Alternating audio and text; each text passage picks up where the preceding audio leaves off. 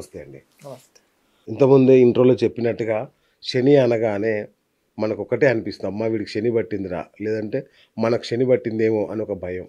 నిజంగా శని అంటే అంత భయమా? అంత భయపడాల్సిందేనా? యోంత ప్రవిశ్య మమ వాచైమాం ప్రసుప్తాం సంజీవయద్యఖిల శక్తిధరస్వధామ్నా అన్యాంస్త హస్తచరణశ్రవణత్వగాదీన్ ప్రాణాన్ నమో భగవతే పురుషాయ తుభ్యం.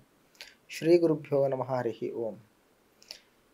మీరు అడిగిన ప్రశ్నకి ఈరోజు మీరని కాదు, సమాజంలో జ్యోతిష్యులవ్వని లేకపోతే జనాలవ్వని ఎవరైనా సరే శని అంటే వీడు శనిలో దాపురించాడు రా, వీడికి శని పట్టిందిరా అని చెప్పేసి మాట్లాడడం ఉంటూ ఉంటాం. వాస్తవికంగా శని అంటే ఎవరు అని చెప్పి చూసినట్టయితే శని సూర్యుడు కొడుకు. ఓకే. యమాగ్రజ అని పిలుస్తాడు, యముడి యొక్క అన్నయ్య. ఓకే. అర్థమైందా? అంటే ఒక ఇంట్లో ముగ్గురు, శని, సూర్యుడు, యముడు. వీళ్ళ ముగ్గురు కూడా ఎలాంటి వాళ్ళు అనేది మనం తెలుసుకుందాం. ఓకే. సూర్యుడి మనం సాక్షి అని పిలుస్తాం. ఓకే. ఆత్మ సాక్షి, ప్రత్యక్ష సాక్షి సూర్యుడు అని చెప్పేసి పిలుస్తాం. ఓకే. యముడు అయ్యేసరికి మన పాపపుణ్యాల్ని ఆయన లెక్కించేవాడు, ధర్మరాజు, యమ ధర్మరాజు. యమ ధర్మరాజు అని చెప్పి పిలుస్తాం. అవును. వీళ్ళిద్దరి మధ్యలో పెరిగిన శని భగవానుడు కూడా అంతే ధర్మంతో, అంతే నిష్ఠతో ఉంటాడు. కానీ వీళ్ళ ముగ్గురుల వ్యత్యాసం ఏంటంటే సూర్యుడు అన్నిటినీ చూసి ఊరుకుంటాడు, యముడు అన్నిటినీ చూసి పైకి రా తర్వాత చూసుకుంటారంటాడు. కానీ శని అయ్యేసరికి చూసిన వెంటనే అక్కడే దానికి పరిహారం అనేది ఇచ్చేస్తాడు. ఓకే. వీళ్ళు ముగ్గురు చేసేది ఒకటే పని, ఓకే, కానీ వాళ్ళు చేసే విధానాలు వేరువేరు. సూర్యుడు చూసి ఊరుకునే ఉంటాడు, యముడు అయ్యేసరికి పైకి తర్వాత చూసుకుంటారంటాడు. శని ఇహైవ అప్పటికప్పుడే దాని ఫలాలని ఇచ్చేస్తూ ఉంటాడు అనమాట. ఓకే. అందువల్ల శనిని కర్మాధిపతి అని పిలుస్తాం. ఓకే.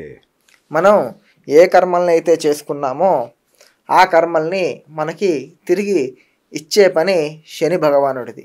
ఓకే. ఓకే. అందుకే మనం ఇంకోటి చూసినట్టయితే గ్రహాల్లో రెండవ పెద్ద గ్రహం శని గ్రహం, సాటర్న్. ఓకే.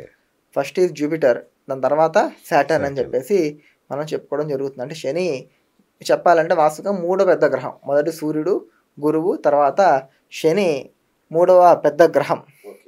అలాగే గురు సమానుడు. శని ఎవరంటే గురు సమానుడు. మనకు చాలామంది తెలియని విషయం ఏంటంటే శని వృద్ధుడు. ఒక 90 ఏళ్ల వయసు కూడా వయసు ఎలా ఉంటుందో అంత ముసలివాడు శని.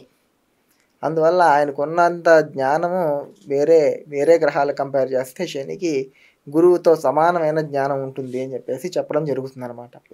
అందువల్ల ఆయన ఎక్కడ కూడా జ్ఞానం ఉండడం వల్ల ఏంటంటే ఎవ్వరికీ కూడా తప్పుగా శిక్షల్ని ఇవ్వడు. పర్ఫెక్ట్, వాళ్ళకి ఏదైతే సూట్ అవుతుందో ఆ శిక్షల్ని పర్ఫెక్ట్గా ఇచ్చేవాడు శని. ఓకే. ఈ శని భగవానుడు మీరు చెప్పినట్టు ఇందాక వీడికి శని పట్టిందిరా అని ఎందుకు వచ్చింది అంటే, గ్రహాలలో 7 గ్రహాలలో మనకి 9 గ్రహాలు, కానీ ముఖ్యమైన 7 గ్రహాలు. ఆ 7 గ్రహాలలో శని ఎక్కువ కష్టాన్ని ఇస్తాడు అని చెప్పేసి మనకి మన జ్యోతిషశాస్త్రంలో చెప్పడం జరిగింది. కానీ అదేవిధంగా శని కొన్ని స్థానాల్లో ఉంటే, లేకపోతే కొన్ని సార్లు శని విపరీతంగా మనకి రాజయోగాలను కూడా ఇవ్వడం జరుగుతుంది అనమాట. అలాగా వాళ్ళ జాతకంలో వాళ్ళకు ఉన్న స్థితిని బట్టి, అది శని యొక్క స్థానమానాలను బట్టి వాళ్ళకి ఇచ్చే ఫలాలను కూడా వాళ్ళకి మారుతూ ఉంటాయి. ఏలినాటి శని అంటారు కదా, అంటే ఏంటి అది? అసలు మన జీవితం మీద చూపించే ప్రభావం ఏంటి? ప్రతి ఒక్క గ్రహము కూడా ఒక స్థానాన్ని నుంచి ఇంకో స్థానానికి వెళ్ళడం. అంటే మనకి మొత్తం 12 రాశులు, అలాగే 12 స్థానాలను పిలుస్తారు వాటిని. ఒక రాశి నుంచి ఇంకో రాశి వెళ్ళడానికి ఒక్కొక్క గ్రహం ఒక్కొక్క సమయం తీసుకుంటుంది. అలాగా చంద్రుడు అయినసరికి రోజు మారుతాడు, సూర్యుడు నెలకొకసారి మారుతాడు. అలాగా చాలా డిఫరెంట్గా ఒక్కొక్క గ్రహాలు కూడా వాటికే ప్రత్యేకమైన చర దశలు, అంటే చర సంఖ్యలు ఉన్నాయి. కొన్ని రోజు ఒకటి, కొన్ని నెలలు ఉంటుంది, కొన్ని సంవత్సరాలు ఉంటుంది. అలాగా ఆ లెక్కను చూసుకుంటూ వెళ్తే శని 2.5 సంవత్సరాలు ఒక ఇంట్లో ఉంటాడు. మందగామి అని పేరు శనికి. అంటే మంద అని పేరుంది శనికి. 2 పేర్లు, ఒకటి స్థిర, ఇంకోటి మంద అని చెప్పి. స్థిర అంటే స్థిరంగా ఉంటాడు, అంటే కదిలినట్టు కూడా తెలియదు, అంత స్లోగా కదులుతాడు. శని. ఇంకోటి మంద అన్న కూడా అదే అర్థం, నిదానంగా వెళ్ళేవాడు అని చెప్పి. ఎందుకనంటే వేరే ఏ గ్రహాలు కూడా అంత ఆలస్యంగా ఒక స్థానం నుంచి ఇంకో స్థానానికి వెళ్ళవు. శని ఒక్కడే అంత నిదానంగా స్థానచలనం అనేది చేస్తూ ఉంటాడు. అలాగా శనికని ఏంటంటే శని పెద్ద గ్రహం అవ్వడం వల్ల తన ఉన్న గదిని, తన వెనకాతల గదిని, తన తర్వాత గదిని కూడా ప్రభావితం చేస్తాడు. అలా ఉన్నప్పుడు 2.5 వెనకాతల గదికి, 2.5 ఉన్న గదికి, 2.5 తర్వాత గదికి, ఆ 3 కలిపితే 7.5 అంటారు. 7.5 అంటే ఇదే అర్థం. 2.5 సంవత్సరాలు వెనకాతల రాశిని ప్రభావం చేస్తాడు, 2.5 సంవత్సరాలు ముందు మధ్యలో ఉన్న రాశిని, 2.5 సంవత్సరాలు తర్వాత ఉన్న రాశిని. అంటే ఫర్ ఎగ్జాంపుల్ మేషరాశిలో ఇప్పుడు ప్రస్తుతానికి శని గురు మీనరాశిలో ఉన్నాడు. మీనరాశిలో ఉన్నప్పుడు మీనరాశికి శని ఉంటుంది, మీనరాశి తర్వాత రాశి అయిన మేషరాశికి శని ఉంటుంది, మీనరాశి వెనకాతల రాశి అయిన కుంభరాశికి కూడా శని ప్రభావం ఉంటుంది. ఈ మూడింటికి కూడా 7.5 నడుస్తుంది అని చెప్తారు. దీంట్లో 7.5లో 3 విభాగాలు. ఒకటి స్టార్టింగ్ స్టేజ్, అంటే ఆరంభము, మధ్యమము, తర్వాత అంత్యము. ఇక్కడ కుంభరాశికి అంతిమ శని నడుస్తుంది. కుంభరాశి శని అయిపోతూ వచ్చింది కుంభరాశి వాళ్ళకి. గురువుకి శని ఇంకా 2.5 దగ్గర 5 years ఉంటుంది. అలాగే వీళ్ళకి మేషరాశి వాళ్ళకి 7.5 years ఉంటుంది. ఇప్పుడు మొదలైంది వాళ్ళకి. గురువులోకి వచ్చాడు కాబట్టి ఇప్పుడు మొదలైంది శని. సో వాళ్ళకి 7.5 సంవత్సరాలు ఉంటుంది. అలాగా దాన్ని 7.5 అని చెప్పేసి పిలవడం జరుగుతుంది అనమాట. మరి అర్ధాష్టమ శని అంటారు, అష్టమ శని అంటారు, ఇదేంటి దీనికంటే పెద్దదా? అర్ధాష్టమ శని, అష్టమ శని అనేది కుండలిలో ఉండేది. ఇప్పుడు దాకా మనం మార్చింది గోచార శని.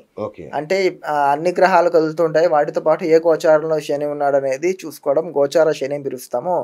ఇంకా అర్ధాష్టమము, అష్టమ శని అనేది ఎక్కువ ఉపయోగపడేది గ్రహ కుండలిలో ఉపయోగపడుతుంది. అర్ధాష్టమం అంటే ఏమీ కాదు, 4వ స్థానంలో శని ఉంటే దాన్ని అర్ధ అష్టమ. అష్టమ అంటే 8లో సగం 4. సంస్కృతంలో అన్నీ కూడా ముందు చెప్పి తర్వాత సంఖ్య చెప్పడం అనేది పద్ధతి. అందువల్ల అర్ధాష్టమ శని అంటే 4వ స్థానంలో శని ఉంటే, లేకపోతే అష్టమ శని ఉంటే ప్రభావాలు ఎలా ఉంటాయి అనేది, ఇది కూడా సంపూర్ణంగా వాళ్ళ జాతకాల మీదే అది ఆధారపడి ఉంటుంది. ఎందుకనంటే చాలామంది సామాన్యంగా చూసే జ్యోతిష్యుల ప్రకారం మనం ఒకవేళ మోదీ గారి జాతకం తీసుకున్నట్టయితే, మోదీ గారి జాతకంలో ఆయనది వృశ్చిక రాశి. వృశ్చిక రాశిలో కుజుడు ఉన్నాడు, ఆయనది కుజుడు రాశియే, లగ్నం కూడా వృశ్చిక లగ్నం అయింది. ఆయనకి శని పడదు,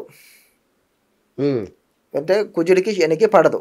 ఆయనకి శని అంటే ఆయనకి శనికి ఆ కుజుడికి పడదు. అందువల్ల ఆయనకి శని ఆయనకి పడదు అని చెప్పేసి మనం చెప్పుకోవచ్చు పైన చూడడానికి. కానీ శని వెళ్ళి సూర్యుడి ఇంట్లో కూర్చున్నాడు, శనికి సూర్యుడికి పడదు. ఎందుకంటే శని 2వ పెళ్ళాం కొడుకు, అందువల్ల సూర్యుడికి శనికి పడదు. తండ్రి కొడుకులకు పడదా అని, తండ్రి కొడుకు 2వ పెళ్ళాం కొడుకు కాబట్టి శనికి సూర్యుడికి పడదు. సూర్యుడికి శని పడుతుంది, శనికి సూర్యుడు పడదు. అంతేగా, ఓకేనా. అక్కడే శుక్రుడు కూడా ఉన్నాడు, శుక్రుడికి సూర్యుడికి పడదు. ఓకేనా. ఇలా ఉన్నప్పుడు ఆయనకి అక్కడ నీచభంగ రాజయోగం పుట్టుకొస్తుంది అనమాట. అంటే -(-) ప్లస్ అవుతుంది, అర్థమైంది. అందువల్ల శని ఆయనకి మంచి చేస్తాడు ఎప్పుడు, మీరు చెప్పిన 7.5లో.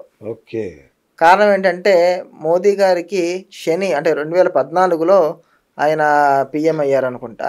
ఆ సమయంలో శని ఎక్కడున్నారని మీరు చూసినట్టయితే, ఇప్పుడున్న యాప్స్ల ప్రకారం మీరు చూసినట్టయితే, ఆయన తులారాశి అయిపోయి అప్పుడే దీంట్లోకి వస్తూ ఉన్నారు, వృశ్చిక రాశికి వస్తూ ఉన్నారు. అంటే ఈయనకి నీచమైన స్థానం అది. 7.5 అప్పుడు మొదలైంది ఎవరికి, మోదీ గారికి. 7.5 మొదలవడం తీసుకెళ్ళి పిఎం పోస్ట్లో కూర్చోబెట్టాడు. అది రాజయోగం కదా మరి. సరే, పిఎం పోస్ట్లో కూర్చున్నారు. సెకండ్ టైం వచ్చేసరికి శని అయిపోతున్న టైం అది, లాస్ట్ 7.5 years కదా. 5 yearsకి మనకు మళ్ళీ ఎలక్షన్ వస్తుంది. అప్పుడు లాస్ట్ 2.5 yearsలో ఉన్నాడు. సో అప్పుడు శని హెల్ప్ చేసింది.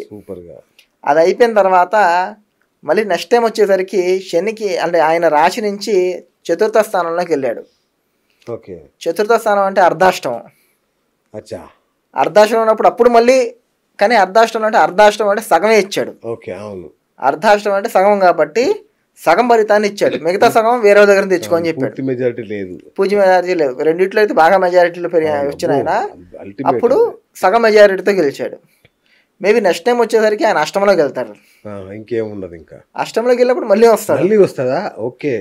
అది అంటే అష్టమం కదా, నీచం. అది నీచమైన స్థానం. అష్టమ స్థానం అంటే శనికి నీచమైన స్థానం. కానీ ఈయనకి శని వ్యయస్థానం అంటే శని శత్రుస్థానంలో ఉండడం వల్ల, అలాగే భాగ్యాధిపతి అవ్వడం వల్ల శని అక్కడ ఏమవుతుందంటే మొత్తానికి శని మైనస్ ఇంటూ మైనస్ ప్లస్ చేస్తుంటాడు కొన్ని చోట్ల. అలాగా మోదీ గారికి వాస్తవికంగా శనికి పడదు అని చెప్పేసి అందరూ అనుకుంటే కనుక అది తప్పు. మోదీ గారికి శని మంచి చేస్తున్నాడు అన్ని చోట్ల. అందువల్ల ఇది ఉదాహరణకి శని కర్మాధిపతి. మోదీ గారు వెనకాల చేసుకున్న కర్మను చూసినట్టుగా కూడా అయితే దేశభక్తి, దేశ సవరణ అని చేశాడు. కాబట్టి నీకు అంత దేశభక్తి ఉంది కాబట్టి నువ్వు దేశాన్ని పరిపాలించు అని చెప్పేసి ఆయనకి ఒక అవకాశాన్ని ఆయన ఇవ్వడం జరిగింది. అందువల్ల కర్మాధిపతి శని కర్మల్ని బట్టే ఫలితాన్ని ఇస్తాడు, సింపుల్గా అనుకోవాలంటే అంతే.